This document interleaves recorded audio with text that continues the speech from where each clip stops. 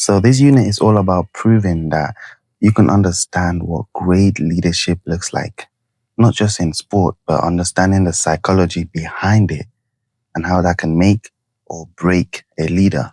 Then you're going to actually lead an activity and evaluate your impact.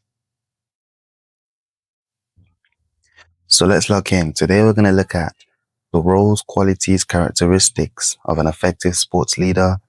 We're going to examine psychological factors and how they link to effective leadership. And finally, we're going to explore an effective leadership style while leading a team in sports and exercise. You're going to do that. You're going to explore the effective leadership styles in your practical. To unlock top marks in this unit, you want to be able to identify the role and the situation clearly. So the who, the where, and what's the goal. You want to be able to explain the skill, the quality, characteristic. You want to be able to apply it to a real sporting example, analyze/evaluate its impact, and then justify your choices. So why you picked a certain leadership style for this group and why in this environment, for example. Now let's look at roles in sports leadership.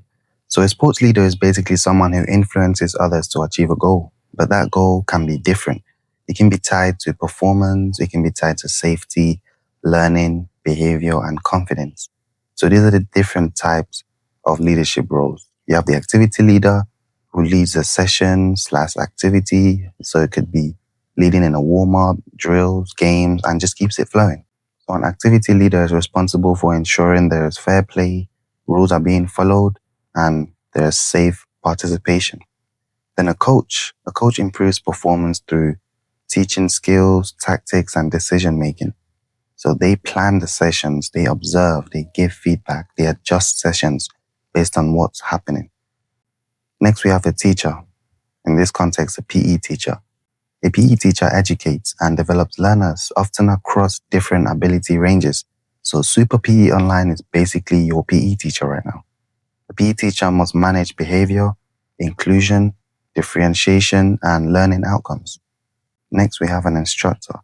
An instructor usually teaches a specific activity in a structured way. So, for example, gym class instructor, swimming instructor, yoga instructor, and so on and so forth.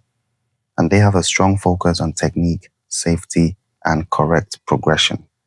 Next, we have a trainer or personal trainer. They work towards fitness goals. So it could be health goals, body composition goals, performance goals, and they follow training principles. They are responsible for screening, program decisions, motivation, and safe exercise execution.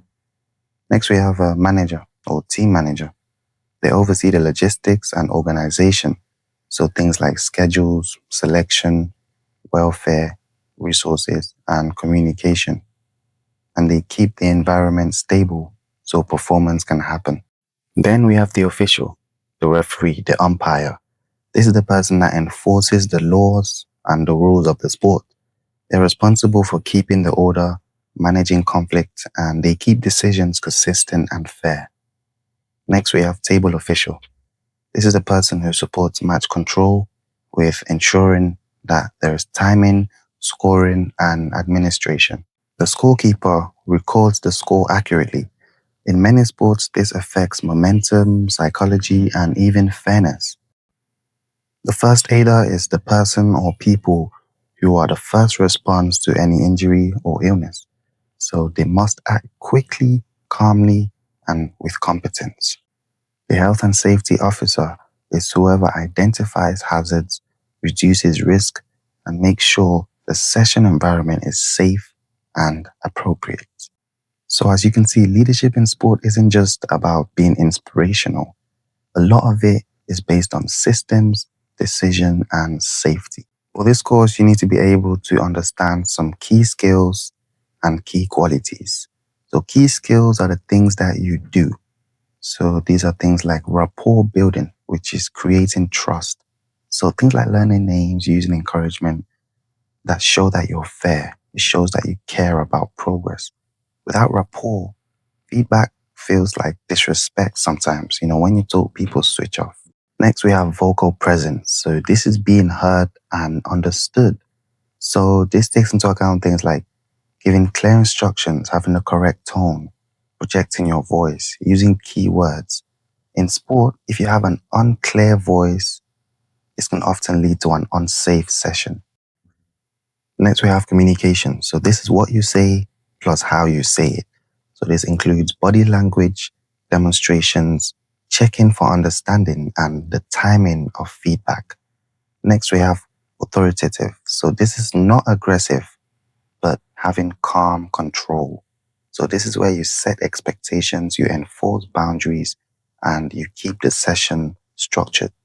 Next, we have providing feedback. So this is giving information that actually improves performance. So you want to give specific feedback. Like, for example, if you're giving feedback to, I don't know, a cricket batter, you can say something like, plant your foot earlier, instead of just saying, do better. And also, good feedback has good timing. You don't want to give feedback during a chaotic time. Next, we have motivator plus goal setter. So you want to keep effort high by making the goal feel achievable, measurable, and meaningful whenever you're setting goals. Next, we have organization. This is ensuring there is a smooth flow in the session. So the equipment should be ready, the timing should be planned, progression should be ready, and any contingencies should be planned. Next, listening. Leadership is a two-way street. So you adjust based on what your participants say, how they feel, and what they show you. Lastly, we have demonstration. So this is being able to show the standard. So either you demo or you pick someone to demo, or you can use a visual cue. Now let's look at key qualities. This is what you know and what you understand. So this is knowledge of rules and laws. So being able to act with fairness and credibility. Because if you don't know the rules, people probably won't respect your decision. Next, we have understanding physical needs. So warm-up intensity, rest, hydration, understanding injury prevention, understanding appropriate progressions to ensure that there is safety. Next, we have understanding mental needs. So confidence, fear of failure, pressure, motivational differences, anxiety. These are mental needs. These are psychological needs. And we're going to look at some psychology later on in this video. And lastly, we have empathy. So this is where you really get the person in front of you. It's how you keep standards high while remaining human. Now that we've looked at key skills and key qualities, let's zone in on key characteristics. So this is who you are consistently. So obviously we want to have consistency because that builds trust. You want to have fairness because that reduces conflict and improves buy-in. You want to have patience because this prevents emotional coaching. So you don't just want to be shouting because you're frustrated. And you want to be firm but approachable. So this is the sweet spot where you uphold firm standards but also emphasizing safety. Now let's look at applying skills to different roles. This is where you can really pick up high marks. So we have captain, which is effectively the player leader. The captain is the person that reads the game. They stay vocal. They lead by example. They motivate their teammates. They use tactics and they praise others. We have the coach. This is a person that analyzes. They focus on delivery, demonstration, feedback, observation, questioning, and safety. We have the official. The official is authoritative. They're consistent, courageous. They use judgment. They have knowledge of the rules and they focus on timekeeping. We have the teacher who is accountable, adaptable, engaging, organized, resilient, and resourceful. And the personal trainer / instructor has to be adapting. They have to have good energy, be friendly, have knowledge, listen, have organization skills, and be motivating. So why does leadership matter? If you ever get a question that asks you why leadership matters in sport, you want to focus on what happens without leadership. So without leadership, training quality drops, safety incidents increase, motivation becomes inconsistent, team cohesion suffers, and performance becomes chaotic. We're going to look a bit more on what team cohesion is later on in this video. All right, now this is the exciting bit of the video where we really get to see the psychology behind leadership and what's really working to explain why teams and why individuals work the way they do. So in the psychology that affects leadership, we're going to look at some external psychological factors, and then we're going to look at internal psychological factors. So for external psychological factors, we have group/team cohesion. So cohesion is basically how strongly people want to stay united and work together. A team that has high cohesion can improve communication, effort, and support, but only if the team or the group is united around the right goals. Next, we have something called social loafing. So when you think of loaf, you think of a loaf of bread, you think of a cushion. And this is when individuals put in less effort in a group because their individual effort isn't being measured properly. So as the group gets bigger, an individual might feel like their effort gets cushioned against the group in a way, because even if they put in less effort, the group can compensate and can carry them. So for example, in a big PE group, some people might be on the team and they might just coast. They might not even take it seriously because they know other people in their team are going to play hard and are going to carry the game for them. Next, we have something called the Ringelmann effect. The Ringelmann effect basically states that group output rises with size, but each extra person adds less productivity. So basically, people don't pull their weight equally. Leaders can fight this by assigning roles, improving accountability, and setting clear standards. Next, we have personality. We all have personality. Some people are confident, loud, competitive. Others have anxious personalities that might be quiet and they might like to avoid pressure. So leadership isn't a one size fits all. It's not a one tone fits all. You have to adjust how you motivate and communicate with different people based on their different types of personalities. Next, we have confidence and motivation. So confidence affects risk-taking, decision-making, persistence. If you're more confident, you're going to take more risks, you're going to make stronger decisions, and you're going to be more persistent, as opposed to if you are less confident. And motivation has to do with effort and consistency. And lastly, we have anxiety and arousal.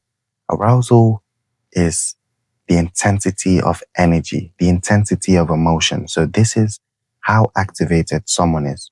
So they might be calm or they might be highly energized. If arousal is too low, people might become lazy or unfocused. If arousal is too high, on the other hand, people might become rushed, panicked, reckless. So leaders want to aim for that best zone. And some people call this the zone of optimal functioning or the optimal arousal zone. Anxiety has to do with the worry that is often linked to the fear of failure or pressure. Another internal psychological factor is past experiences. Past experiences drive behavior by a lot. Because, for example, a player who has been embarrassed before may avoid trying in the future. A client who has failed diets in the past might not trust any more diet programs. And a leader can build belief through small wins. Now let's look at self-esteem and self-confidence. To distinguish between the two, remember that self-esteem is about the overall sense of self-worth. And self-confidence is someone's ability, their belief in their ability in that context. Great leaders aim to build both by making progress visible, by giving positive feedback and things like that. And lastly, leaders must judge fairly because sometimes some behavior isn't always intentional. It might be accidental. And so leaders must be fair because unfair judgment can kill trust. Remember that every time you are talking about a psychological factor, try to tie it back to the importance angle. So thinking about, does it affect safety? Does it affect the environment and behavior? Does it affect goal achievement? Or does it affect interactions and cohesion? Now let's zoom in into leadership theories or leadership forms. So this is basically how leadership works. We have transactional leadership. This is where the leader says, do the task, meet the standard, here are the rewards, here's the consequence. So it's very straightforward, back and forth. And this works well for discipline, structure, safety, and beginners who need clear expectations. But the risk is that it can feel very cold if you never build proper relationships. Next, we have transformational leadership. This is leadership that inspires people with a vision. It raises belief. It creates change through motivation. And it works well for team culture, confidence building, long-term development. But the risk is that if you inspire people, but you don't organize, sessions might just become vibes without actual tangible results. And we have situational leadership. So this is where there is no single best style of leadership. You just adapt based on the task, the people, and the situation. For example, if you're giving a safety briefing, you're going to be more autocratic. If you're giving a team talk, you might be more democratic. And if you're working with experienced athletes in problem solving activities, you might be more hands off and just say, you know what, you guys go do your own thing. We're going to look at what these words mean. We're going to look at what autocratic, democratic mean later on in this video. But first, it's important to understand the expectation of leaderships in teams. A leader is expected to communicate early, be fair to participants and teammates, be trustworthy and optimistic, apply the rules and regulations successfully, keep scores accurate, show knowledge and patience, and also show passion for the activity. Also, leaders need confidence to lead groups towards a common goal, to educate people, to motivate them, and to inspire them. Now we're going to look at the 5 practical leadership styles. So we have autocratic. This is where the leader decides. So the leader gives instructions, makes quick decisions, and expects everyone to be compliant. This is best for when you need safety, when there's time pressure, when you might be dealing with discipline issues or working with beginners who are learning new drills. The risks of this is that it might lower independence and can reduce motivation if it's overused. Next, we have democratic. This is where there is shared decision making. So democratic leadership style is where you involve the group, you ask for their opinions, you agree on goals, and you share the responsibility. This is best for increasing motivation, increasing ownership, increasing team cohesion, and when you're working with a mature group. And the risks is that this can lead to slower decision making and it can fail if the group lacks knowledge. Now, laissez-faire leadership style. Laissez-faire is a French reference which just means hands off. So this is where players/participants make decisions with minimal input from the leader. This is best for very experienced performers in a low risk context. But the risk of this is that it can lead to low productivity and improvement if the group lacks structure. Next, we have paternalistic. This is where the leader is strict but caring. So the leader is the authority, but they also act protectively and morally responsible. This is best for younger groups and for development environments when the welfare of each member of the group is very important. But the risk is that this can lead to over-dependence on the leader. Lastly, the transformational leadership style. This is where the leader inspires, and it's best for long-term development, confidence, resilience, and for creating a culture shift. To really land those high marks, this is an example of a top mark exam level sentence you want to use. So you might say something like, I used situational approach. So I used autocratic leadership during safety critical moments, and then I used democratic leadership style for tactical input and transformational leadership style to raise motivation and cohesion within the group members. Now let's talk about what a plan must include when we're talking about leading a sport and exercise activity. So your plan must include aims and objectives. SMARTER is an acronym for specific, measurable, achievable, realistic, time-related, exciting/evaluated, and recorded or reviewed. Your plan must include designated leadership role or roles, and also ideal effective leadership plus ideal leadership style for that activity. But just quickly, I want to zoom in into smarter targets and let's give some examples. So for specific, you can say something like improve sprint start mechanics. And to make this measurable, you can say reduce 10-meter time by zero point 0.2 seconds. To make this achievable / realistic, you can say based on baseline results. And to make this time related, you can say, I want to achieve this within 4 weeks. To make this exciting / evaluated and recorded / reviewed, you can say, I'm going to log the times weekly and I'm going to review videos of technique. And always remember that on camera or in witness statements, good leading looks like this. When there's clear briefing, so what we're doing and why is very clearly known. When there is a safe setup, so there's good enough space, there's equipment, and there are rules. When there's a clear demonstration that shows the standard. When there are good coaching points with cues, brief cues, 1, 2 cues, not 10, 20 cues. When there's a good feedback loop, so there is praise and there is correction and there's room for improvement. When there's differentiation, variation, different regressions and progression. When there's control, so keeping the intensity and the behavior just in that right zone. And when there is timekeeping, so the session stays structured. Okay, lastly, before we go, this is the game winning plan for how to evaluate your leadership and how to write top grade evaluation. You want to start by talking about what was the aim and did we meet the aim? So in this, you're going to talk about performance outcomes, observation notes, and participant feedback. Next, we're going to go on to smarter targets. So which targets were achieved and which targets were not achieved. Be honest. Top marks isn't about pretending that everything went perfect. Next, we're going to talk about strengths and give evidence. For example, you can say something like, communication was clear. The group transitioned quickly between stations with minimal downtime. Next, you're going to talk about areas for improvement.